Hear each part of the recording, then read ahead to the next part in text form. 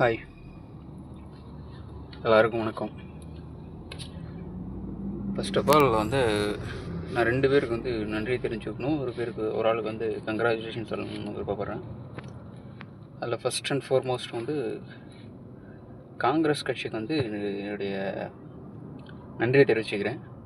அப்புறம் திமுகவுக்கும் என்னுடைய நன்றி தெரிவிச்சுக்கிறேன். யாருக்கு வாழ்த்துக்கள் அப்படின்னு பார்த்தீங்கன்னா, இன்றைக்கி பிஜேபி கவர்மெண்ட்டுக்கு நான் வாழ்த்துக்கள் தெரிவிச்சுக்கிறேன். அது எதுக்காக அப்படின்னு கேட்குறீங்களா? நீட்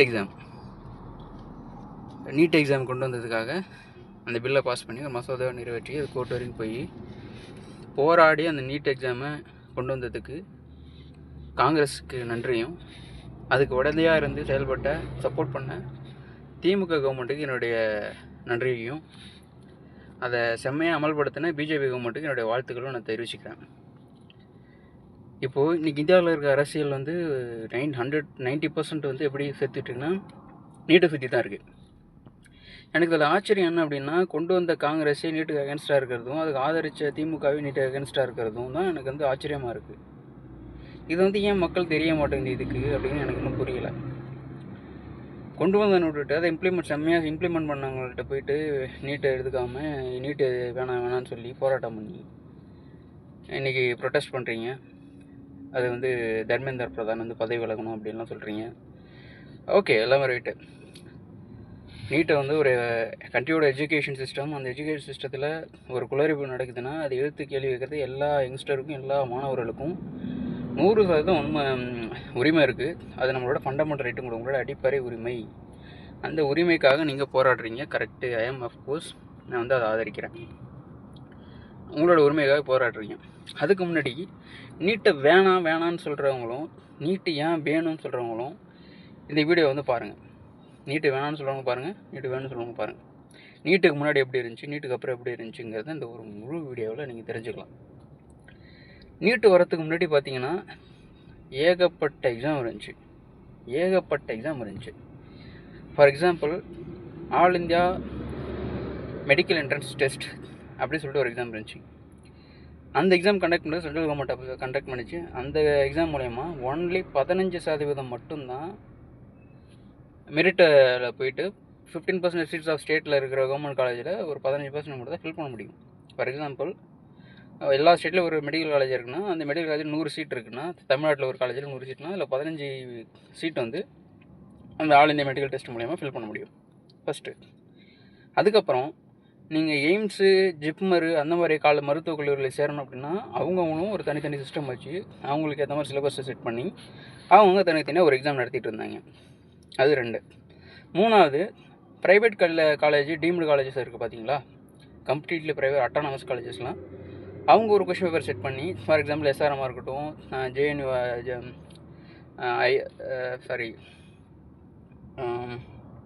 பனாரஸ் இந்து யூனிவர்சிட்டியாக இருக்கட்டும், அந்த மாதிரி இன்னொரு யூனிவர்சிட்டி இருக்குது, முஸ்லீம் யூனிவர்சிட்டியாக இருக்கட்டும். ஸோ இவங்கெல்லாம் அவங்களுக்கு ஏற்ற மாதிரி கொஷின் பேப்பர் செட் பண்ணிவிட்டு அவங்க ஒரு நீட் எக்ஸாம் மாதிரி கண்டக்ட் பண்ணி என்ட்ரன்ஸ் வச்சு டெஸ்ட் பண்ணி கேண்டிடேட் செலக்ட் பண்ணாங்க. ஸோ இப்படி தான் நீட்டுக்கு முன்னாடி இத்தனை எக்ஸாம். ஸோ ஒருத்தன் ஸ்கூல் முடிச்சுட்டு 12th எக்ஸாம் பாஸ் பண்ணிட்டு வரான் அப்படின்னா அவன் அதுக்கப்புறம் ஸ்டேட் லெவல் டெஸ்ட் இருந்துச்சு. இப்போ தமிழ்நாட்டில் அம்மையார் ஜெயலலிதா அவர்கள் மெடிக்கல் என்ட்ரன்ஸ் டெஸ்ட்டையும் இன்ஜினியரிங்கான என்ட்ரன்ஸ் டெஸ்ட்டையும் கேன்சல் பண்ணதுக்கப்புறம் நமக்கு அந்த என்ட்ரன்ஸ் டெஸ்ட்லாம் எதுவும் கிடையாது. ஸ்ட்ரைட்டாக ஸ்கூல் முடிச்சு வெளில வரும், அந்த சர்டிஃபிகேட் கட் ஆஃப் வச்சு நம்ம டேரெக்டாக மெடிக்கல் காலேஜில் இன்ஜினியரிங் காலேஜ் சேர்ந்துட்டு இருந்தோம். அது ஜெயலலிதா அம்மையார் என்ட்ரன்ஸ் டெஸ்ட்டை கேன்சல் பண்ணதுக்கப்புறம். ஆனால் மற்ற ஸ்டேட்லலாம் பார்த்திங்க அப்படின்னாக்கா state medical exam, state entrance டெஸ்ட்டுன்னு சொல்லிட்டு இன்ஜினியரிங் காலேஜும் சரி, மெடிக்கல் காலேஜும் சரி, ஆந்திரா, கர்நாடகா, மகாராஷ்டிரா போன்ற மாநிலங்களில் இந்த தனியாக எக்ஸாம் இருந்துச்சு. ஸோ அங்கெல்லாம் ஸ்கூல் முடிச்சுட்டு வந்தாலும் என்ட்ரன்ஸ் டெஸ்ட்டு எழுதி தான் உங்களுக்கு சீட்டு வாங்கணும். அப்படி தான் தமிழ்நாட்டிலையும் இருந்துச்சு. நம்ம தமிழ்நாட்டிலையும் மெடிக்கல் சீட்டு வேணும்னா நீங்கள் எலிஜிபிலிட்டி டெஸ்ட் ஒன்று எழுதணும். ஸ்கூல் முடிச்சுட்டு டேரெக்டாக ஸ்கூல் கட் ஆஃப் வச்சுலாம் போக முடியாது. ஜெயலலிதா ஆட்சி காலத்தில் அதை கேன்சல் பண்ணனால தான் இப்போ நீங்கள் ஸ்கூல் முடிச்சுட்டு வந்தோன்னே ஸ்ட்ரெயிட்டாக மெடிக்கல் காலேஜ் போகிறீங்க. ஸோ நீட்டுக்கு முன்னாடி இதுதான் நடந்த கதை. இப்போது ஒரு மாணவன் இந்தியா லெவலில் சேரணும் அப்படின்னா அவன் either all India medical entrance test, அது அதை ஒன்று கிளியர் பண்ணணும். அப்படின்னா ஸ்பெசிஃபிக்காக நான் வந்து இந்த கவர்மெண்ட் காலேஜில் சேரணும், ஜிப்மர்லேயோ எய்ம்ஸ்லேயோ சேரணும், இல்லை வந்து எனக்கு வந்து ப்ரைவேட் காலேஜ் ஆகிய வந்து எஸ்ஆர்எம்மில் சேரணும், பனாரஸ் இந்து யூனிவர்சிட்டியில் சேரணும், முஸ்லீம் காலேஜில் சேரணும் அப்படின்னா அவன் ஒவ்வொரு காலேஜுக்கும் ஒவ்வொரு எக்ஸாமையும் எழுதணும். ஓகேங்களா? ஸோ ஸ்கூல் முடிச்சு ஸ்டேட் எக்ஸாம் தனியாக ப்ரிப்பேர் பண்ணணும், ஜிப்மருக்கு தனியாக ப்ரிப்பேர் பண்ணணும், எய்ம்ஸுக்கு தனியாக ப்ரிப்பேர் பண்ணணும், ப்ரைவேட் காலேஜுக்கு தனியாக ப்ரிப்பேர் பண்ணணும், அட்டானமஸ் காலேஜ் தனியாக ப்ரிப்பேர் பண்ணணும். இவ்வளோ விஷயங்கள் ஒரு ஸ்கூல் முடிச்சுட்டு வர குழந்தைக்கு அவ்வளோ எக்ஸாம்ஸ் இருந்துச்சு. அவன் வெறுமனே ஸ்டேட்டு கவர்மெண்ட்டை நடத்தக்கூடிய அந்த ஒரு எக்ஸாம் மட்டும் பாஸ் ஆகணும் ஆக மாட்டோம்னு தெரியாமல் நம்பிட்டு இல்லை. அதுதான் உண்மை. இப்போ நீட்டுக்கு அப்புறம் என்ன பண்ணாங்க அப்படின்னா, நீட் என்ன சொல்லுங்கள், நேஷனல் எலிஜிபிலிட்டி என்ட்ரன்ஸ் டெஸ்ட் அப்படிங்கிறது தான். NTA நேஷ்னல் டெஸ்டிங் ஏஜென்சி இந்த டெஸ்ட் நடத்துது. இவங்க இத்தனை இருக்கிற மொத்த எக்ஸாமையும் இன்டெகிரேட் பண்ணி ஒரே எக்ஸாம் போதும், இருக்கிற இந்தியாவில் இருக்கிற மொத்த ஸ்டேட் லெவலில் எல்லா மெடிக்கல் காலேஜும் எதர் ப்ரைவேட்டாக இருக்கட்டும் கவர்மெண்ட்டாக இருக்கட்டும் எல்லா காலேஜுக்கும் ஒரே டெஸ்ட்டு தான், ஒரே சிலபஸ் தான். இதில் முக்கியமான விஷயம் என்ன அப்படின்னா, கர்நாடகா காலேஜில் நீங்கள் சேரணும்னா கர்நாடகா நடத்துகிற டெஸ்ட்டில் நீங்கள் படிக்கணும். அதுக்கு அவங்கள்ட்ட ஒரு தனி சிலபஸ்ஸு, ஜிப்மர் தனி சிலபஸ்ஸு, எய்ம்ஸு தனி syllabus, Jawaharlal Nehru university Banaras Hindu university தனி சிலபஸ்ஸு, எஸ்ஆர்எம் தனி சிலபஸ்ஸு, அப்படி ஆளுக்கு ஆள் அவங்கவுங்க ஒரு சிலபஸை செட் பண்ணி அவங்கவுங்க ஒரு எக்ஸாம் நடத்திக்கிட்டு இருந்தாங்க. ஆனால் நீட்டு வந்ததுக்கு அப்புறமா எல்லாருக்கும் ஒரே சிலபஸ்ஸு, ஒரே தரம், ஒரே அளவுகோல்.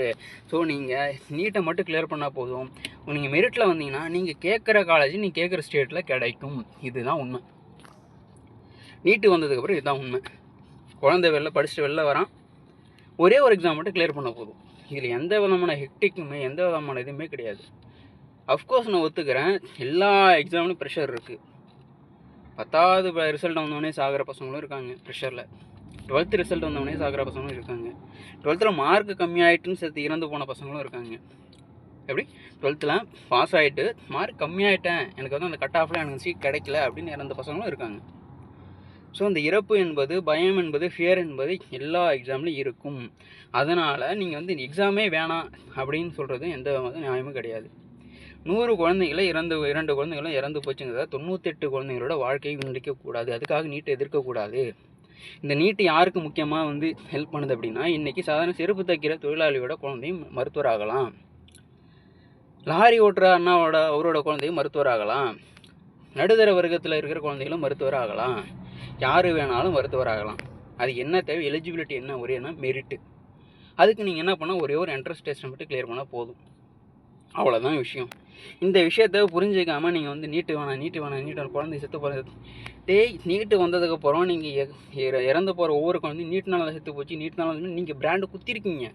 யார் குத்துனது கேட்டிங்கன்னா, இந்த காங்கிரஸும் டிமேக்கும் ஆன்டி நீட்டுக்கு எதிராகவும் ஆன்டி பிஜேபி கவர்மெண்ட்டுக்கு எதிராகவும் இருக்கிற நீங்கள் தான் இந்த நீட்டை வச்சு அரசியல் பண்ணிவிட்டு நீட்டு வேணாம்னு சொல்கிறீங்க. யாராவது ஒரே ஒரு கவர்மெண்ட் ஸ்கூல்ஸ் குழந்தை போய்ட்டு எனக்கு நீட்டு வேணாம், நானே படித்து பாஸ் ஆகிட்டு டேரெக்டாக எனக்கு மெடிக்கல் காலேஜ் உள்ளே போய்டுவேன் அப்படின்னா போக முடியுமா? நீட்டுக்கு மட்டும் சாத்தியமா? முதல்ல நீட்டுக்கு மட்டும் எதாவது சாத்தியமா சொல்லுங்கள் நீங்களே. ஒரு கவர்மெண்ட் குழந்தை ஸ்கூலில் படிக்கிற ஒரு குழந்தை அதால் போய்ட்டு தினக்கூலியால் போய்ட்டு சிறப்பு தொழில் தைக்கிற தொழிலாளியோ இல்லை வந்து கட்டட வேலைக்கு போகிற தொழிலாளியோட 1 கோடி ரூபா 2 கோடி ரூபா கேபிட்டேஷன் ஃபீஸ்லாம் கொடுத்து மெடிக்கல் காலேஜில் 2 கோடி டொனேஷன் கொடுத்து சேர்க்க முடியுமா? அன்னைக்கு 2016 வரைக்கும் முடிஞ்சதா? முடியாது. யாரெல்லாம் பண்ணிட்டு படித்தா? இன்றைக்கி போராடுறவர்கள் கேவலமாக வந்து அந்த நடிகர் சங்கத்துலேருந்து போராடுறானுங்களே, அவனுங்கள்ட்ட கோடியாக பணம் இருக்குது. அவன் குழந்தை போய் படிக்கும். அவன் நினச்சா இங்கே இந்தியாவில் என்ன, ரஷ்யாவில் சீட்டு வாங்கலாம், அமெரிக்காவில் சீட்டு வாங்கலாம், பிரிட்டனில் சீட்டு வாங்கி எங்கே வேணால் மெடிக்கல் சீட்டு வாங்கி படிக்கலாம். அவனுக்கு பிரச்சனை. அவனுக்கு ஏன் அவன் போராடுறான்னா அவனோட குழந்தை பாதிக்கப்படுது. கவர்மெண்ட் ஸ்கூல் குழந்தைலாம் உள்ளே போனாக்கா அவன் குழந்தை சீட்டு கிடைக்காது, ஏன்னா அவன் குழந்தை படிக்காது மக்கு. ஆனால் கவர்மெண்ட் ஸ்கூலுக்கு வந்து ஏழை குழந்தைங்க அப்படி கிடையாது. தான் குடும்பம் நல்லா இருக்கணும், முன்னேறக்குள்ள கஷ்டப்பட்டு ராப்பகலாக உழைச்சி ஃப்ரீ சீட்டுக்கு மெடிட்டோர் சீட்டுக்கு படிச்சுக்கிட்டு இருக்குது. அந்த குழந்தைங்களோட வாழ்க்கை கெடுக்கிறது தான் இன்றைக்கி ஆன்டி நீட்டு வேணான்னு போராடுற முக்கால்வாசி பேர் பணக்காரனாங்க தான். எல்லாமே கோடியாக பணம் வச்சுருக்கானங்க தான். அவங்க நினச்சா அப்படின்னு தொடக்க போகிற டைமில் ஒரு மெடிக்கல் காலேஜில் இருக்கிற எத்தனை சீட்டு வேணாலும் வாங்க முடியும், கோடிக்கணக்கில் பணம் கொடுத்து. ஆனால் கவர்மெண்ட் ஸ்கூலில் படிக்கிற பசங்களால் ஒரே ஒரு 1 லட்ச ரூபா கொடுத்து உங்களால் படிக்க முடிஞ்சா? அப்படி படிக்க முடிஞ்சால் உங்கள் குழந்தைங்க வந்து கவர்மெண்ட் ஸ்கூலில் போய் கவர்மெண்ட் ஸ்கூலில் ஏன் படிக்கணும்? ப்ரைவேட் ஸ்கூலில் சேர்த்துருப்பீங்களா 1 லட்ச ரூபா பணம் கட்டி மாதம்? ஏன் சேர்க்க முடியல அவங்களால? ஏன்னா அவங்களுக்குலாம் சாப்பாட்டுக்கு அன்றாட வாழ்க்கையை கழிக்கிறதுக்கு மட்டும்தான் பணம் வருது. அந்த பணத்தை வச்சு அவங்களால வாழ்க்கை மட்டும் தான் நடத்த முடியுமே தவிர, தன்னுடைய குழந்தைங்க மருத்துவக் கல்லூரியில் போய் ஒரு மருத்துவர் ஆகணும் அப்படின்ற கனவு வந்து எப்படி நனவாக்குவாங்க? அதுக்கு எல்லாத்துக்கும் ஒரே அடித்தளம் எதுனா நீட்டு தான். அது எல்லாத்தையும் ஒரே அடி தள்ளிட்டு தான். இன்றைக்கி கவர்மெண்ட் ஸ்கூலில் படிக்கிறது பசங்களுக்கு ஒரே சிலபஸ் தான். ப்ரைவேட்டில் நீ லட்சமாக 10 லட்சம் கொடுத்து 1 கோடி லட்சம் கொடுத்து படித்தாலுமே நீ வந்து என்ன பண்ணாக்கா அந்த நீட் எக்ஸாம் உனக்கு ஒரே சிலபஸ் தான். நீ ப்ரைவேட் ஸ்கூலில் படித்தாலும் ஒரே சிலபஸ் தான், கவர்மெண்ட் ஸ்கூலில் படித்தாலும் ஒரே சிலபஸ் தான், இந்தியாவில் தமிழ்நாட்டில் படித்தாலும் ஒரே சிலபஸ் தான், கர்நாடகாவில் படித்தாலும் ஒரே சிலபஸ் தான், காஷ்மீரில் படித்தாலும் ஒரே சிலபஸ் தான், இந்த மாதிரி ராஜஸ்தானில் படித்தாலும் ஒரே சிலபஸ் தான், அந்த பக்கம் மிசோரமில் படித்தாலும் ஒரே சிலபஸ் தான். இந்தியா முழுக்க ஒரே சிலபஸ், ஒரே எக்ஸாமு. எந்த காலேஜில் வேணால் உனக்கு சீட்டு கிடைக்கும், நீ மெரிட்டில் வந்துட்டுனா. இவ்வளோ தான் விஷயம். நீட்டில் இருக்கிற ஒளிஞ்சிட்ருக்கிற ஒரு ரகசியமே இது தான். போராடுற முக்கால்வாசி பேர் வந்து என்னன்னா எல்லாம் பணம் படைச்ச ஆளு பணபலம் இல்லை வந்து பொலிட்டிக்கல் பலம். இது ரெண்டுத்தில் இருக்கிற கொடுத்து சீட்டை எப்படியாச்சும் ரெக்கமெண்டேஷன்லையாச்சும் சீட்டு வாங்கிடுவாங்க. அவங்க மட்டும் தான் போராடுறாங்க. அவ்வளோ வீரம் பணக்காரனை கிட்ட கண்டிப்பாக கிடையாது. ஏன் பணக்காரன் இல்லை அப்படின்னா அவனை சப்போர்ட் பண்ணுற முக்கால்வாசி பேர் வந்து என்னென்னு நீட்டுனா என்னன்னே தெரியாமல் அவங்களோட பெனிஃபிட்டை வந்து அவங்களே இழந்து போகிறாங்க. பின்னாடி கண்மூடித்தனமாக அவன் பின்னாடி போகிறதுனால அவங்களுக்கு இருக்கிற உரிமையை அவங்களே மறந்து போகிறாங்க. அதை வந்து தெரிஞ்சுக்கணுங்க விடலை. ஏன்னா எடுத்தோடனே ஆன்டி நீட்டு வந்து சமூக நீதிக்கு எதிரானது. நம்ம நீட்டு வந்து சமூக நீதிக்கு எதிரான பரப்பி எதிராக சமூக நீதிக்கு எதிரானது. 1 கோடி ரூபா கொடுத்து ஒருத்தனால சீட்டு வாங்க முடியணும், 1 ரூபா கொடுத்து சீட்டு வாங்க முடியாத குழந்தைங்க சமூக நீதியாது? இதுதான் உங்களோட ஈக்குவாலிட்டி ஆஃப் ஆப்பர்ச்சுனிட்டியா?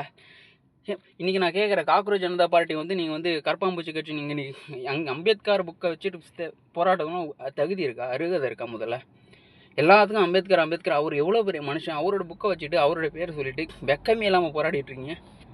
அம்பேத்கரை பிறந்தனால அம்பேத்கர் எதுவும் சொல்லிக் கொடுத்தாரா? Right to equality of opportunity ஃபண்டமெண்டலில் கொண்டு வந்திருக்கும். நீங்கள் பண்ணுறது இதுதான் நல்ல விஷயமா? Right to equality of opportunity என்ன கருமனே உங்களுக்கு தெரிய மாட்டேதுடா. 1 ரூபா கொடுத்து ஒரு மெடிக்கல் சீட் வாங்க முடியணும், 1 ரூபா கொடுத்து கூட நம்மளால் படிக்க முடியாதுன்னு ஒன்றா? இதுதான் அவங்க சமூக நீதியா?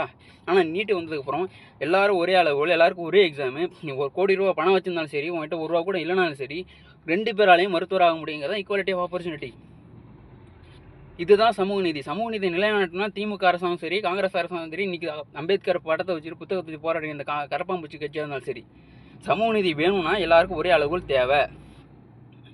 நீ போராட்டம் பண்ண ஆரம்பித்தது பிரதான மந்திரி வந்து எஜுகேஷன் மினிஸ்டர் வந்து பார்த்து ரிசைன் பண்ணுங்கிறத போராட்டம் பண்ணேன். எதுக்காக? கொஸ்டின் பேப்பர் லீக் ஆச்சு, அது அஃப்கோர்ஸ் ஒத்துக்கிறோம்.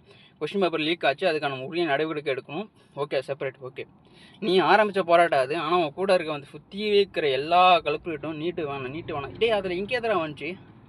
ஆர்டிகல் 370 ரீஸ்டோர் பண்ணால் இல்லைங்க வந்துச்சு. எதுக்கு அதெல்லாம் சொல்கிறீங்க? நீ நீட்டோட குளறுபடியை சரி பண்ணணும் ரீஃபார்ம் கேட்டு போராட வந்தியா, இல்லை ஆர்டிகல் 370 வந்து ரீஸ்டோர் பண்ண வந்தியா? அதில் எங்கேருந்து வந்து நாரை தக்பீர் அல்லாஹ் அக்பர் வந்தார்? எங்கேருந்து ஜெய் ஸ்ரீராம் சொல்லப்பாட்டம் சொல்ல வந்தார்? எங்கேருந்து பிரதமர் மோடியை வந்து கொன்னாதான் வந்து அவர் வந்து பதவி விலகுவார், இல்லை அவர் தானாலும் வழங்க மாட்டார் சொன்னார் வந்தது? உனக்கு தேவை என்ன மோட்டிவோ அதை மட்டும் நீ கோர் பிரின்சிபலாக எடுத்து போராடிருந்தீங்கன்னா எல்லாமே உனக்கு சப்போர்ட் பண்ணியிருப்பாங்க. இந்த நீட் ரிஃபார்ம் கரெக்டாக வந்திருக்கும். சிபிடி வந்திருக்கும், கம்ப்யூட்டர் பேஸ்ட் டெஸ்ட் கொண்டு வரேன்னு சொல்லியிருக்காங்க. துரிதமாக நடவடிக்கை ஃபாஸ்ட் ட்ராக் கோர்ட்டு வரேன்னு சொல்லியிருக்காங்க. ஸ்ட்ரிக்டன்ட் லா பில்லு எனாக்ட் பண்ண போகிறோம் அப்படி சொல்கிறாங்க. இதை விட எல்லாம் செஞ்சுக்கும். ஆனால் நீங்கள் வந்து ரிசர்வேஷன் தான் பண்ணணும்னு இந்த நீட்டை சுற்றி நடக்கிற குளறுபடியை வச்சுக்கிட்டு நீங்கள் இதிலேயே அரசியல் செஞ்சு வாழ்ந்துருக்கீங்களே. இப்படி வாழ்ந்தீங்கன்னா ஏழை மாணவர்களை என்ன தான் பண்ணுவாங்க? நீங்கள் சமூக நீதிக்காக போராடுறீங்க அப்படின்னா ஏழை மாணவர்களுக்கும் நீங்கள் சேர்த்து போராடணும். ஆனால் நீங்கள் என்ன பண்ணுறீங்கன்னா ஏழை மாணவரோட வாய்ப்பை பறித்து நடுத்தர வர்க்கத்தில் இருக்க மாணவர்களையும் பிரைன் வாஷ் பண்ணி நீட்டுங்கிறது வந்து எதிரானது அப்படி சொல்லி இது பண்ணிகிட்ருக்கீங்க. போலாம் பிரதர்.